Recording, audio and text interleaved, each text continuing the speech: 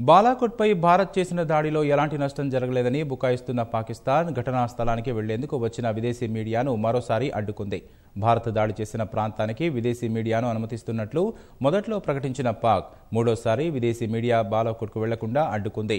అనుమతి నిరాకరణతో దాడులు నిజమా కాదా అని నిర్ధారించేందుకు వచ్చిన విదేశీ మీడియా నిరాశతో వెనుదిరిగింది.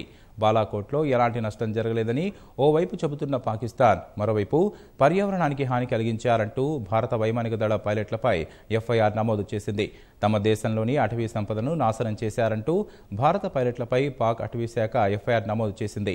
భారత్ జరిపిన దాడుల్లో తమ ప్రాంతంలోని 19 చెట్లను భారత పైలట్లు ధ్వంసం చేశారని పాక్ అటవీ శాఖ ఎఫ్ఐఆర్లో పేర్కొంది. పర్యావరణ ఉగ్రవాదానికి ఇదొక ఉదాహరణ అని, బాలాకోట్లో కూలిన చెట్ల వల్ల తమకు తీవ్రమైన పర్యావరణ నష్టం వాటిల్లిందని పాకిస్తాన్ పర్యావరణ శాఖ మంత్రి మాలిక్ తెలిపారు. భారత్ చేసిన పర్యావరణ దాడిని ఐక్యరాజ్య సమితితో పాటు ఇతర అంతర్జాతీయ వేదికలపైన ప్రస్తావిస్తామని ఆయన తెలిపారు.